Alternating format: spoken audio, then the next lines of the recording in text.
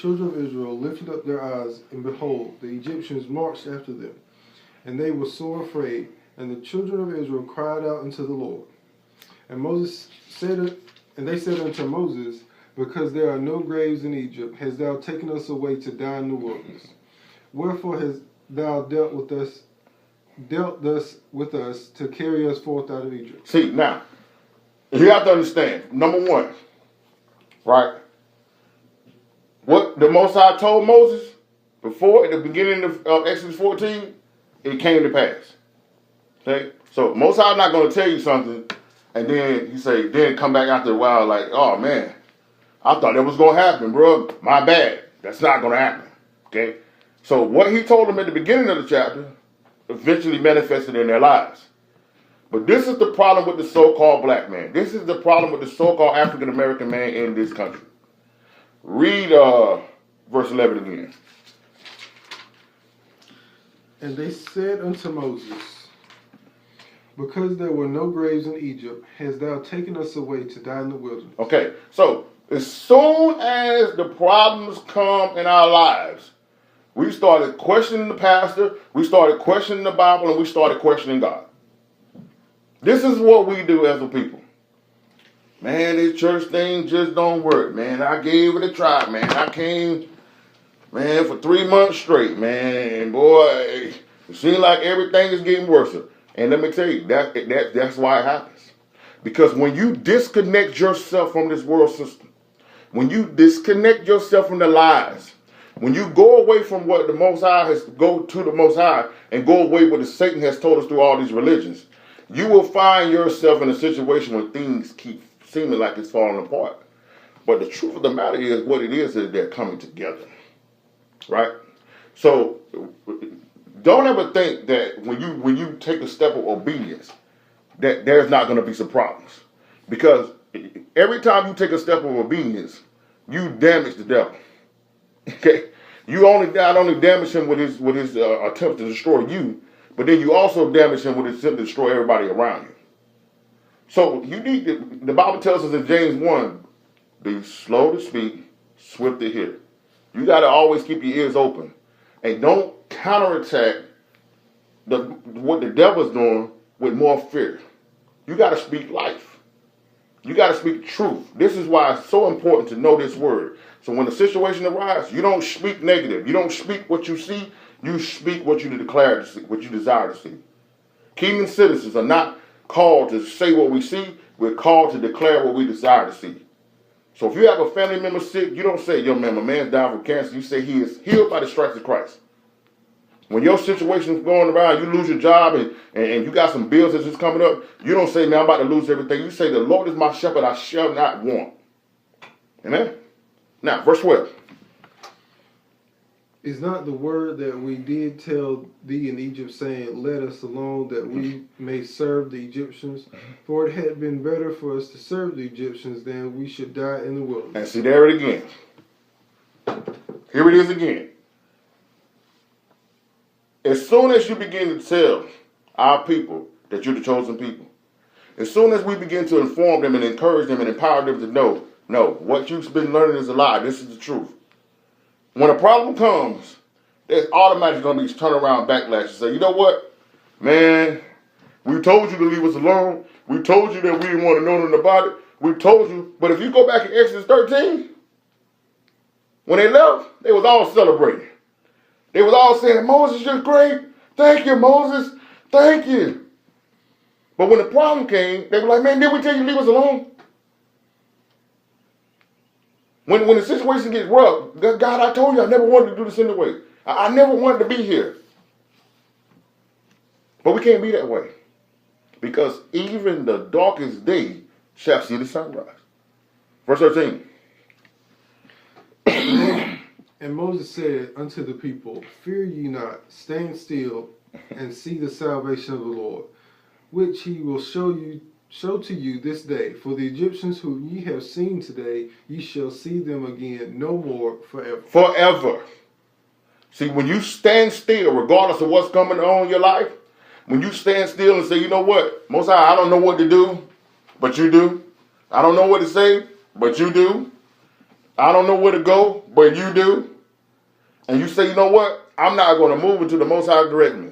I'm going to acknowledge him in all his ways, and he's going to direct my path. I know that the steps of a good man, according to Psalm 37:23, are ordered by the Lord. So you know what? I'm going to stand right here, and I'm not going to move until he tells me to do it. And the problem that they had, the Egyptians that were coming to attack him, he said, you will see them no more forever. And so if you stand on his word, when he tells you about your sickness that's in your body, you will see it no more. If you stand on what he says about what he wants to do prosper in your life, you will see that no more. But you got to stay focused on what the Most High said. Verse 15. Yeah, verse 14. The Lord shall fight for you, and ye shall hold your peace. The Lord will fight for you. And this is the problem with our people, the so-called black man, the so-called African-American man, is because we're trying to do this on our own. We want to go out there and stand in front of governmental buildings with a poster sign and protest as the people who don't care. They don't care. No protest sign, no protest, no marching up and down the streets. I know people are doing that in goodwill, and I know they're trying to do something right. Don't think I'm attacking the people. But you have to understand what has changed as a result of it. The Lord is going to fight for us. We have to return to doing things his way. And I can't see in the scripture anywhere where Moses then went down to Pharaoh and protested. They declared the truth of the Lord. They didn't go down with some signs and stand outside of the kingdom of the Pharaoh and protest and go on civil rights marches. They didn't do any of that. Most High told them what to do, and they left. All right? The Lord is going to fight your battles. Stop trying to fight them yourselves. We have to let the Lord fight the battle. Vengeance is the Lord's. Vengeance is mine, says the Lord. Verse 15. No, verse 15. And the Lord said unto Moses, wherefore criest thou unto me? Speak unto the children of Israel that they go forward. Now, this is for my leaders that may be watching this. For my fathers. For my pastors. For leaders of organizations, businesses that may be watching this right now. This is why I read to you the beginning of that verse 1 through 4. To see that the Most High had already revealed what was going to happen. Right? But when we see here now, when the problem comes, even though we have knowledge of what the enemy is trying to do, sometimes we still get a little fearful. We still begin to panic a little bit. And that's why the Bible tells us in 2 Timothy 1:7 that I have not given you the spirit of fear, but a power of love and a sound mind. And so because of the fact that the Most High had already told Moses what was going to happen and what to do, he's like, yo, man, what are you asking me for? What are you talking to me for? Tell the people to go forward. And he's saying, go forward into a water, army behind me. And I know many of you right now in your lives, it's trouble all around you. When the Most High says to go forward, you got to go forward. You can't trust what you see. That's why it tells us in 2 Corinthians 5:7 that we must walk by faith and not by sight. Now, verse 16.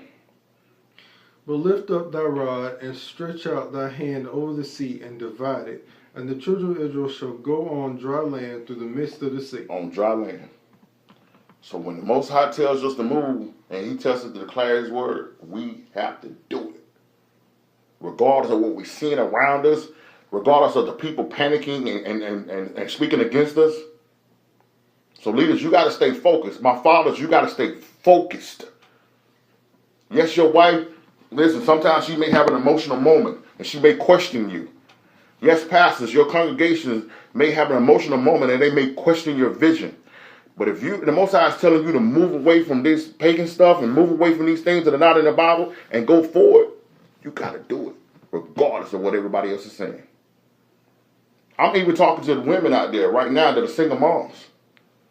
That you're hearing right now that you're the chosen people of Israel. You knowing that you are the chosen by the Most High. And your family is focused on the bad decision that you made yesterday. And now you're making a decision, you know what? This church don't have my answers. I have to leave. This man that they're telling me to marry is no good for me. I have to move forward and do it on my own. Regardless of what everybody else is saying, when you have a true word from the Most High, you got to do it. So if you're just joining us today, today's lesson, even the darkest day shall see the sunrise. Now go down to verse 21. So let me say this before you say. So the people, you know the story. The children of Israel went over on dry land, right? They made it over to the other side, and the enemy, like a dummy, still kept coming. So some of you may have obeyed what the Most High said. You stood on the word when it came to your healing, and you went, and the people said, "Yo, I don't see any evidence of you ever being sick." Or somebody must have came in and you went to a service and a true servant of the Most High declared your healing. And then all of a sudden, maybe a day or two after that, a pain came back. Uneasiness came back. A former symptom came back. You made a decision to start tithing, and then all of a sudden you lost your job. You made a decision to walk in the things of the Most High, and then all of a sudden, a family member dies. You made a decision to try to reconcile your marriage, and all of a sudden, something bad happens. Because the enemy is so dumb, he doesn't even realize when he's defeated. So, the children of Israel done made their own dry land, but yet the enemy is still coming like a dummy. And what did the Most High tell them back up in the first verse? Read, before you read verse 21, read to them again, verse 13. And Moses said unto the people, Fear ye not, stand still and see the salvation of the Lord, which he will show you today. For the Egyptians whom ye have seen today, ye shall see them again no more forever. No more forever. So if he told you you're healed, you're not going to see that cancer no more forever. Regardless of what the tests say, regardless of how you feel. If he's told you that you're not going to be in no situation like this no more, you're not going to see it no more forever, regardless of what it looks like. Now read verse 21. And Moses stretched out his hands over the sea, and the Lord caused the sea to go back by a strong east wind all that night, and made the sea dry land, and the waters were divided. And the children of Israel went into the midst of the sea upon the dry ground, and the waters were a wall unto them on their right hand and on their left. And the Egyptians pursued and went in after them to the midst of the sea, even all the Pharaoh's horses, his chariots, and horsemen.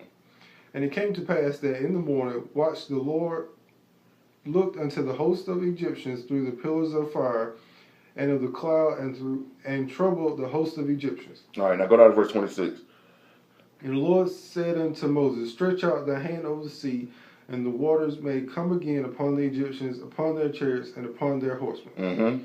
And Moses stretched forth his hand over the sea, and the sea returned to the strength when the morning appeared. And the Egyptians fled against it, and the Lord withdrew the Egyptians in the midst of the sea. In the midst of the sea, just like he said he would.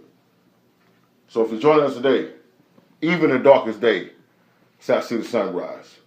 You got to stay with the Most High throughout the situation, regardless of what is going on, regardless of what may seem like not right. You have to stand on the promises of the Most High. All the way through. You got to see it through the end. You can't take days off. You can't say, I'm in my word today, but tomorrow I'm going to take a vacation. No, there's no vacation from the Most High. Okay? You take vacation from work, not the Most High. All right? So, let's go to 1 Samuel, the 30th chapter.